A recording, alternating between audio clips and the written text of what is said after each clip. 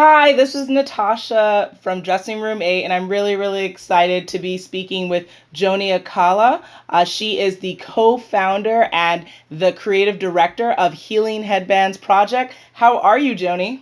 Oh, very good. Thanks, Natasha. Good, good. So I have a lot of questions for you, but my first one is, what are 5 words that you would use to describe yourself? Oh my gosh. Thanks for the first explosion. Um, I would say I'm intuitive. Mm-hmm. I am creative. Mm-hmm. I'd say I inspire. Mm-hmm. I'd say I'm kooky Nice. and unafraid of the unknown. Is that 4 or 5? No, that's 5. Those are beautiful. Yeah, unafraid of the unknown. Interesting. Okay, well then tell us about yourself. What do you do? Well, Natasha, I am by trade. I am an interior designer. I've been in the field. I had been in the field for 20 years. Saturated my area. Loved what I did. I sewed. I created beautiful environments for homes as well as commercial environments, and loved every bit about it. But there was just always something missing, and so I basically just set on a path to recreate myself after a really big change in my life. And in doing so, I went back to school. I recertified myself. I got a certification from the Institute for Integrative Nutrition. And that set me on a real amazing journey of holistic health. And then I thought I'd kind of bring it together with my interior design work, and I created a business called Mind Body Home. In doing so, I've met so many amazing people, currently, including my current partner, Barbara Grafstein, on this project that I have been working on for the past 3.5 years. So basically, I started helping people find help them discover a little bit more about themselves, align themselves with their environment, including not just things, but within themselves. Like, were they really happy with who they were, with what they ate, with their relationships, with their family, with their friends, with their home, with their pets? I mean, you just basically name anything, you've got a relationship with it. You've got a relationship with your computer. There are days that you just don't like, you don't like the color on your wall. So helping people really align themselves energetically with their space and their environment really was the start of a whole new vision of mine, that I wanted to help people kind of tune in to their environment. And that set me off onto this other quest, which was, how can I help more people? And doing that, I said, I have a journal, and I keep journals every year, about 20 years of journaling. Basically, I wrote in my journal one day, I said, I want to be a part of something really big, and I don't want to sew anymore, except a million things, little things. I want to sew a million things. So I'm putting it out there. I want to sew a million little things, not just one thing. And so by putting that down and sort of making a statement, little did I know what would pop up in my life. Wow. Well, yeah, you manifested what you wanted, which became Healing Headbands Project then, right? Yeah, pretty much. And it was not just myself. It was a joint effort with my co-founder, Barbara Grafstein, who also had this amazing epiphany. And the beauty about the story is that we're sort of like, you've got your chocolate and my peanut butter. Basically, we just came together at the right time and had very similar visions, that we both wanted to help people in a bigger way. We didn't, exactly know how to do it. And of course, when we got to becoming really good friends, it suddenly just became clear that this is something we had to do, based on a lot of other smaller pieces that came together in the puzzle. Now tell us, what does the Healing Headbands Project do then? Okay, so, The Healing Headbands Project is we're a nonprofit, so we basically our simple mission is we help those with serious illness feel better, and that goes along with both my background, which is design and art, and my co-founder Barbara Grafstein's background, which is laughter. So Barbara is a certified laughter leader. And together, we've combined both of these models. We say we can take laughter and then the art, put them together, and then create something that's wearable. And so it's various. We've designed a specialized workshop where we bring it to children in hospitals, and they love it. We laugh for 20 minutes. We paint for 20 minutes or more.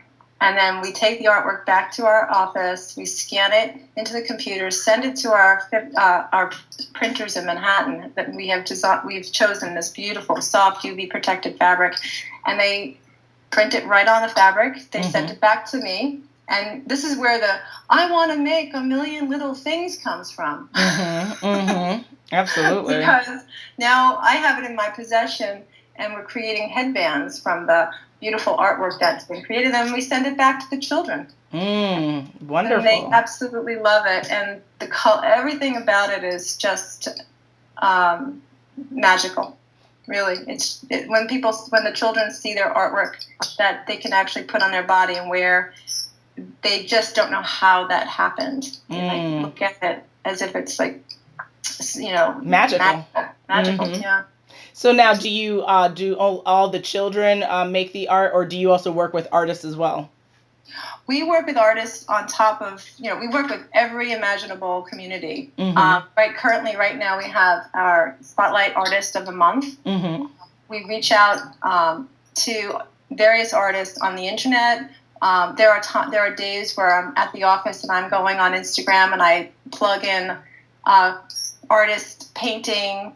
And I just keep going through it and through it and through it. And I've found some of the most spectacular artists that have jumped out at me, and I've reached out to them to invite them to be part of our Healing Headbands Project. And every single one has just been so forthgiving, and they are so thankful to be a part of our program. And it doesn't even stop there. I mean, we have... we've just recently, back in May, had a wonderful event called Art Heals, where we took 25 artists of the local area that we live in, those that have names for themselves, somewhat prolific, and we invited them to showcase one or two art pieces of their artwork in a pop-up exhibition, and it just was like the most amazing turnout. We had over 200 people show. We didn't expect that. We just thought it was just going to be a fun evening, but it got wind that people really do feel this need to heal, and there's more artists out there.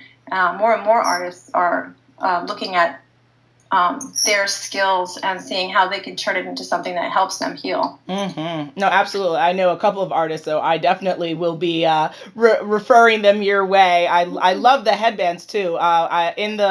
On Dressing Room A, everyone, I'll include links and I'll share some of the pictures as well, because they are really some beautiful headbands you make. Yeah. Thank you. And that's just I can't even say the tip of the iceberg, because right now we are working with. Now it's just starting to get out, as you know. It takes time to get people's awareness of what we're really doing, and it doesn't stop at children in hospitals as far as the healing goes. But we do a lot of fundraising outside within businesses, any commercial environments, schools. Organizations like Girl Scouts or the Boy Scouts of America and Kiwanis International. We do a lot of outreach work, and that fundraising goes directly to bringing the workshops to children in hospitals. Wonderful. And do you? So you're based out in New York, right? Yep, we're in Seacliff, New York. Awesome, awesome. Long Island strong, yes. That's right. You're essential, right? Yep, absolutely. Now, have you been able to kind of work and offer this healing outside of New York? Like, have you gone to hospitals in New Jersey or Connecticut? Like, what's your territory so far? Well, we like to say it's a global initiative. Mm-hmm. My partner Barbara has the luxury, I should say, not the luxury, but the advantage of being able to travel quite some Mm-hmm. overseas. Wherever she goes, she brings the Healing Headbands Project. We belong to an organization called the Association of Applied and Therapeutic Humor, which is a group of wonderful individuals who believe wholly in the benefits of laughter and humor as a healing model. And it can truly change the way we think and of our day, or, it's so underrated. And now it's starting to come up to the forefront that laughter is the best medicine. And so we have gone to Florida. We usually, wherever we go on a travel, wherever we go, we bring it. So we were just in Florida. We went to 3 hospitals there. Great. Miami and Orlando and West Palm Beach. And last summer, we were in California. So we were down in San Diego and made our way up to the Children's Hospital of Los Angeles.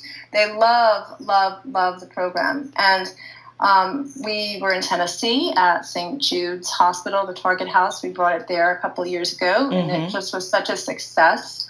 They love we have rooms full of people just like laughing, and they don't really know what to expect. Sometimes people they just see the paint and they want to go and paint, but we're like, no, you can't do that yet. You have to. We're going to be laughing, and they're like, huh? Gotcha.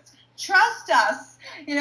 That's awesome. That's why we call it the Laugh, Create, Heal workshop. So at least there's an inclination of what's coming.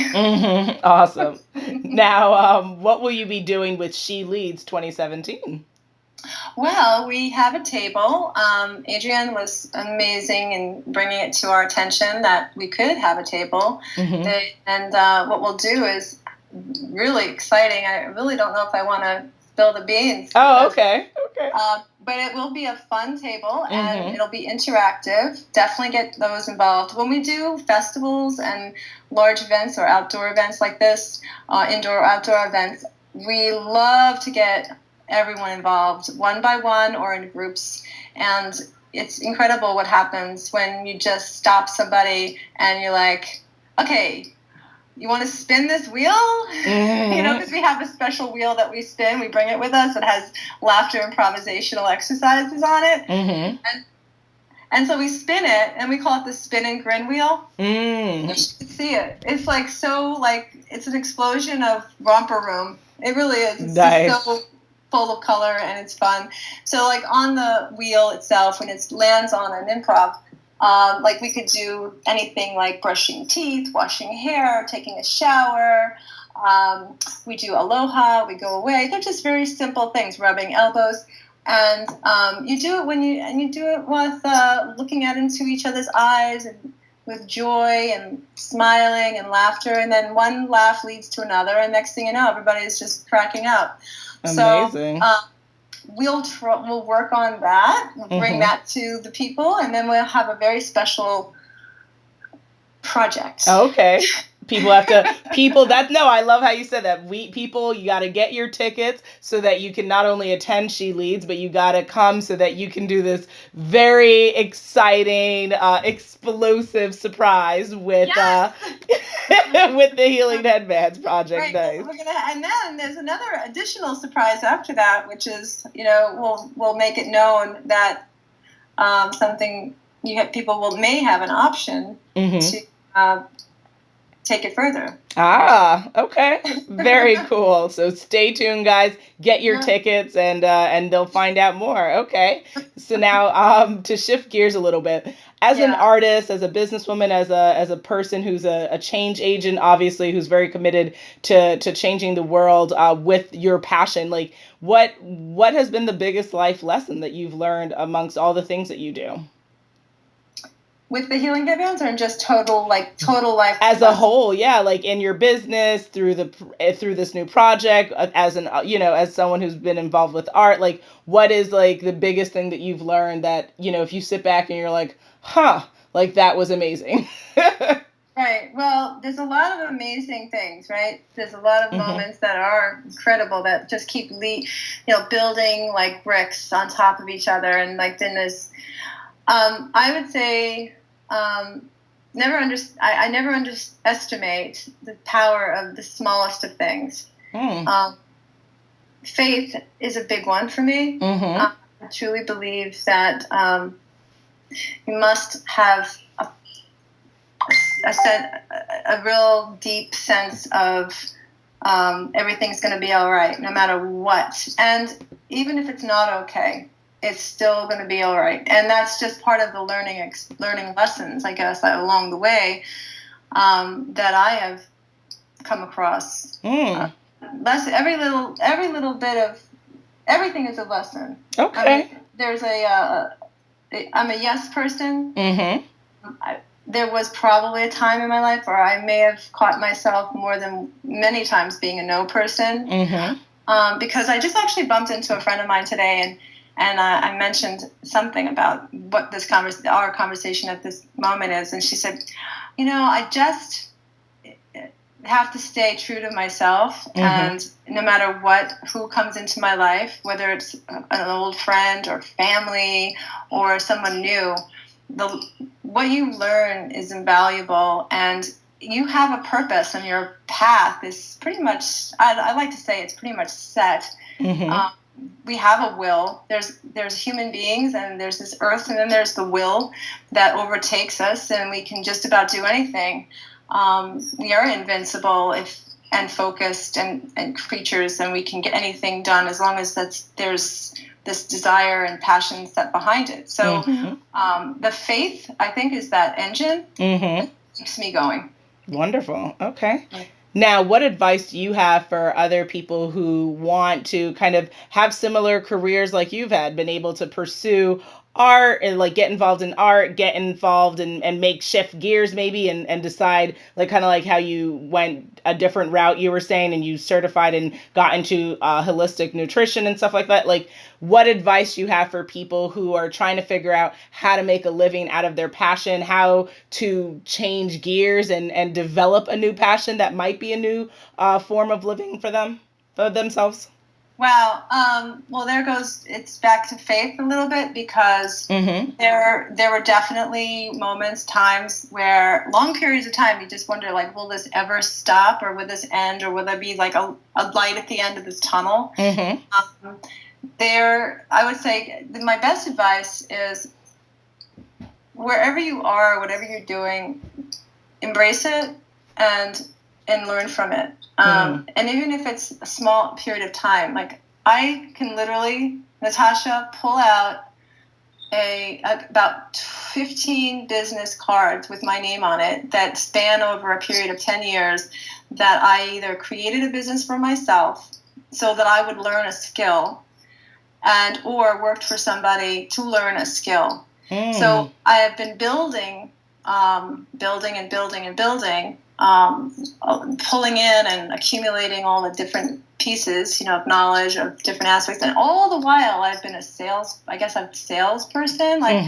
And what is sales? But someone who can really communicate either an idea or a product or something to somebody else that they'd like for them to participate in or have, right? So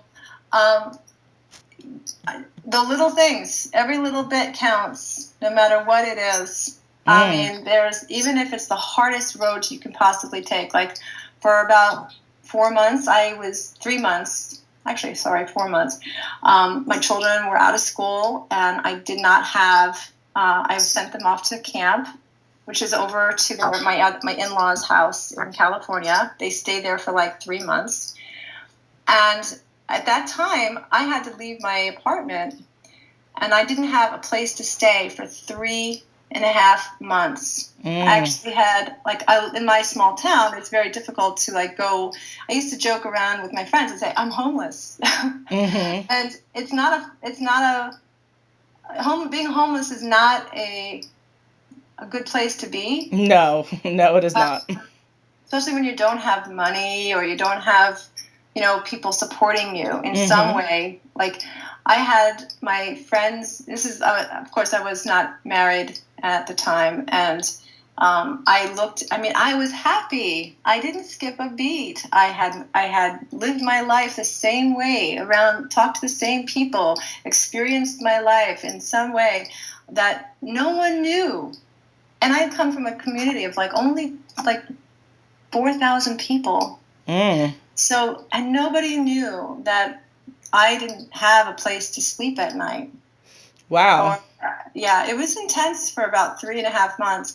And that whole intensity, and that's part of it too, is the more focused I was, the more I got done. And that was the learning lesson. Stay focused on the vision of what makes you feel real good. And that's what I kept focusing on. I kept seeing it in my mind's eye. This is what I want for my family. This is where I want to be. And within 3.5 months, I found the perfect place. My kids came off the plane. I'm like, hey guys, you remember that old place we used to live in? Well, we're not there anymore.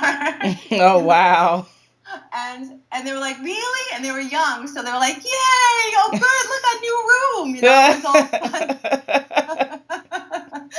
They had no idea that it was like mom was sleeping, on a couch. Yeah, no, that's incredible. It definitely changes you up a bit, makes you humble. It definitely feels like everything you've ever worked for in your life is meaningful, even if it is just being grateful for it as well. I hope that answered the question. I don't even No, absolutely. That took the cake. Yeah, I mean, I appreciate that honesty and that share, because I agree with you. There was a time in my life as well where things were not so great at home, and had to kind of didn't really have consistency for a period of my life before I went to college. And it does change you. It changes you as a person. It changes you on your outlook on homelessness in this country. It changes your outlook on people, and when you don't have support, you have to, like you said, get really focused and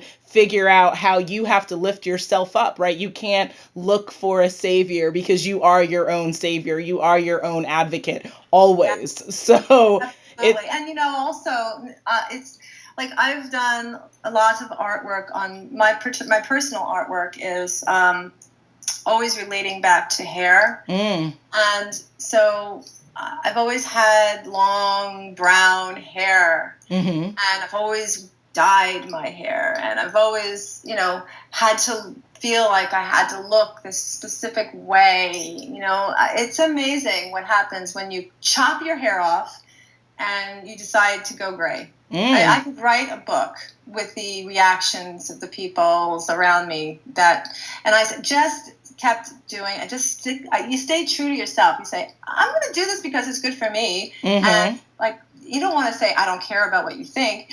You really want to care about the right people and the right time with the right circumstance. But to think that what someone else thinks of you, I love this quote. What someone else thinks of you is really none of your business. My business. Yeah. Right? I say that a lot in the talks that I do, because it's true. I think everyone's entitled to opinion, and good for them, but it doesn't mean it needs to affect you, or you even have to give a damn, to be honest. Because exactly. People will think and say what they do. You can't control that. You can control what you think, what you say, and how you feel, and that's about it. Yeah, and that's where that purpose and passion lie. And when if you have a really good sense of self, and it's sometimes not easy, especially when you're I hate to use the term brainwashed, but or not brainwashed, but conditioned. There's a conditioning, and it's like anything, learning something over a period of time. If that's all you see, that's what you know. And it takes a courage and bravery to break out of a particular mold and to just, and I feel like I've been doing this my whole life, literally. I feel like back in college, I was doing work on this concept of like being in front of people as somebody else, like putting on a whole mask, putting on a whole, that's why I sent you those 3 pictures. Mm-hmm. Because I put on this mask, no one knows who I am, but then I break the mold and I say I can be this person too, and that's me. It's still me inside, right? So absolutely, great. Yeah. So well, that's amazing. No, thank you. So now, how can people get involved with Healing Headbands Project? Like, what can they do? Well, we are always looking for volunteers. Local volunteers right now, specifically for our fundraiser coming up, which we're having on May 10th. And it's going to be an exciting fundraiser. It's going to be fun. It's going to be different. We're breaking the mold. Cool. The mold. It's not going to be the same old. It's going to be something completely new and different. So we're always looking for volunteers locally, and that's going to be one thing we're really focused on. How can they get involved? Well, if you're a business owner, if you belong to an organization through a school, like a club, Kiwanis Club, PTA, if you're just a mom or a father who has a child in the school system, or if you know somebody who's not well and would really benefit from a healing headband, it's really a beautiful experience when you have a school system, like a 5th grade, full out, 100 children participating in a workshop that is supporting a child in their school through a very serious illness such as cancer, leukemia. And this is something we do. We go into schools and we work with families and the teachers, and that's another great way of doing it. Girl Scouts love us. Won first place in the service. We have the Kiwanis Club International, which is the North Shore community. They came home with 2 first place awards with the Healing Headbands Project. So it's been a really good year getting out there and bringing it to everyone. So bring the programs, all we can ask is that you know or listen to this, and you can talk to someone you know, and then bring it. Go to the website, take a look around, see if there's any headbands you'd like. We are doing so many different outreach programs right now. We have these point of donation pods, which are like where you can donate funding and then take a wristband, because we're not just doing headbands, we're also doing wristbands. Cool. Made from the headbands, so you can then wear a piece of someone's artwork. Oh, wow. Nice. Yeah, and that's if you go on our Instagram, you can definitely peruse the images. You see all the different things we've been up to. Great. We are looking currently. This is like our new project that we're working on. We are going to. We want to change the way people feel about sugar. For Halloween.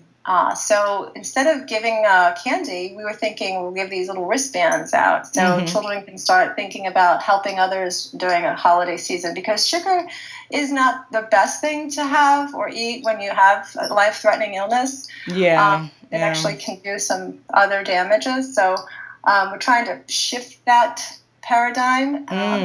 It's a tradition that's going to be very difficult to tackle, but and then we're trying to, there's all kinds of things you can do. Absolutely. The best thing is to call. Okay. So share your contact information. What's the best way for people to reach you then? Well, we have our website, which is healingheadbands.com.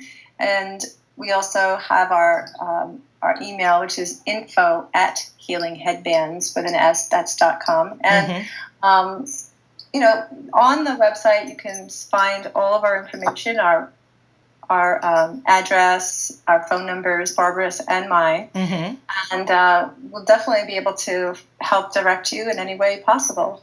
Perfect. Well, thank you so much for sharing who you are and what you're doing to change this world. I think, the children are really lucky to benefit from what you're doing. And I think everyone listening here is hopefully going to be very inspired to say, Yeah. if they aren't a part of something like what you're doing, that they should be, right? Because, we Absolutely. all at some point in our lives potentially could be sick, right? And wouldn't we want this? I mean, yeah, this is for children, but like, even I have an aunt who's suffered with cancer. I have several family members who've dealt with life-threatening diseases, and this would be something you can support, right, by donating or getting a headband and giving that healing to someone in crisis and in need.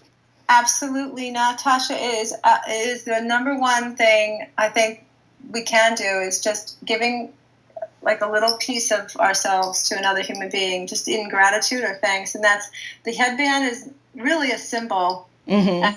It does symbolize that you're on a path, you're on a journey of healing, and that's the most important thing. And you bring a smile to someone's face. I don't care where you are, but the smallest of things. You can pick Mm-hmm. up a rock on the ground and just hand it to someone, and they might look perplexed at first, but they will be like, "Hey, thanks," Yeah. More than likely, they'll just keep that rock on their windowsill above their sink in the kitchen for a couple of weeks, and then every time they look at it, they'll think, "Wow, that was a really nice thing that person did. They gave me a rock." Mm-hmm. Absolutely. Everything. I love what you said earlier. Every little thing counts, and you can't underestimate that. And Yeah. it's amazing. And thank you for doing what you do. I appreciate this. Thank you very much. Absolutely. All right. Have a good day. Thank you. Thanks. Bye.